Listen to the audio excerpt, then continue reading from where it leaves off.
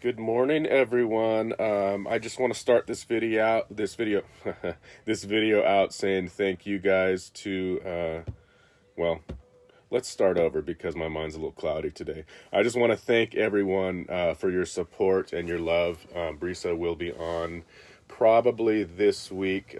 She's going to get back into the mix and jump back into things. So thank everyone for their support. Thank you all for reaching out and offering your words of wisdom during these hard times. So thank you guys. Thank you for that.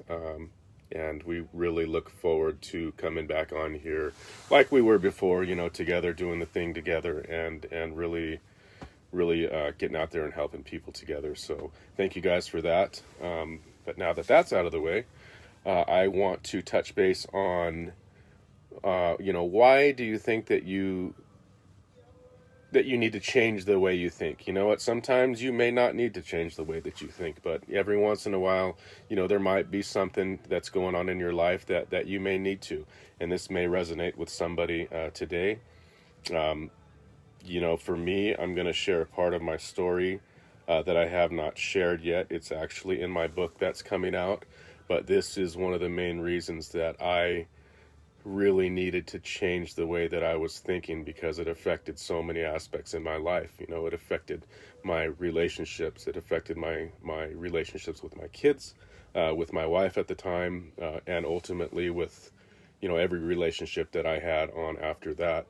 So bear with me. This might be a little bit long, but this is part of my story that I have not shared with the public yet. Like I said, it is in my book. So, it's pretty deep.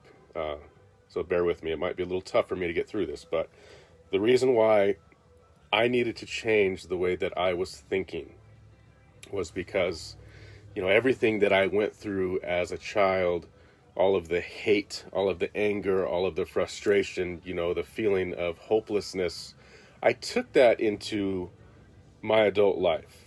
From the time that I was 18 years old until about 26 was a very, very dark time in my life. At 18, right after I graduated high school, my mother walked into the Apple Valley Police Department requesting help because she was addicted to drugs.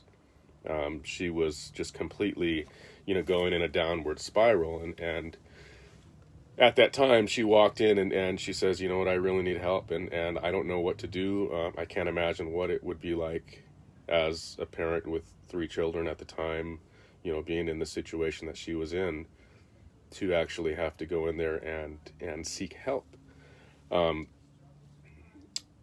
She ended up relocating down in San Pedro, away from us and away from my father for a long period of time, and really got herself cleaned up and got herself better.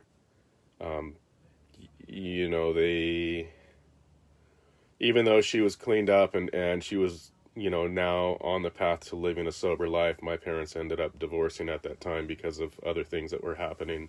You can read more in the book about that. But, she got sober, and the next 8 years, I was still angry. I was still upset. I was still so pissed off at her that I never let her in. I never let her in with my kids. I never went to visit. I never answered phone calls. And when I did, I would say I'd call you back, and I never did. So she tried for the next 8 years to really regain her son back and really, try to show her son that, she was really sorry for the things that she did, as I was growing up, and I never let her in. So because of her lifestyle, she ended up enduring 2 liver transplants. She had hepatitis C and she had cirrhosis of the liver. So for the next 8 years, she was battling for her life while trying to rebuild the relationship with her son. I never let that happen. And when I was 26 years old, she was on the list for her 3rd liver transplant and was admitted to UCLA Medical Center, and ultimately, didn't make it. I went down with her. I sat with her for the first time. I had conversations with her, talked about my kids, and for the first time, I actually started feeling, a little bit of regret for the way that I had been acting towards her, and actually feeling a little bit of love towards my mother that I hated for so long. So we shared a moment, a brief moment down there.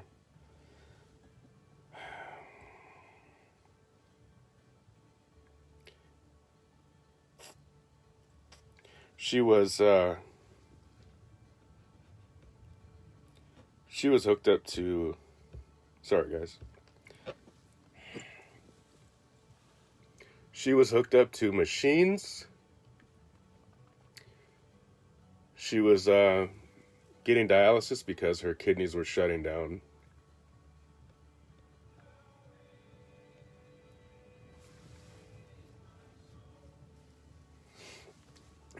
Okay, I got this.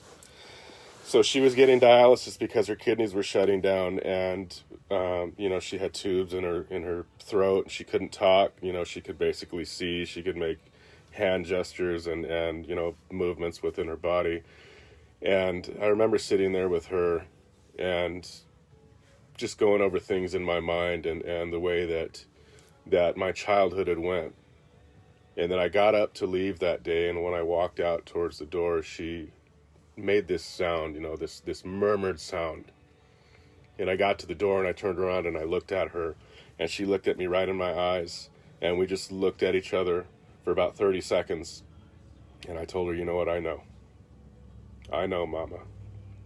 And what she did that day was basically, inside of that look, was apologizing to a young child that she just did all the wrong to.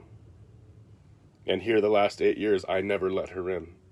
I never forgave her for what she did. But in that look, that's what she was telling me. She was telling me that she was sorry. And I told her, I know. And that's all I could say at that time, was I know. So I went home that day, back up to the high desert, back up to Apple Valley, and then I decided to drive back down the next day, and when I did, she was now on life support. So that was the last time that I saw my mother. The previous 8 years that she was clean, I never let her in, and then we shared one day that, it was actually a little bit of peace, and it was actually a little bit of a bond between a mother and son, and then the next day she was on life support, and then she passed away that day. The last sounds of my mom was inside of her hospital room with the sounds of the monitors, and then finally, the monitors just faded out.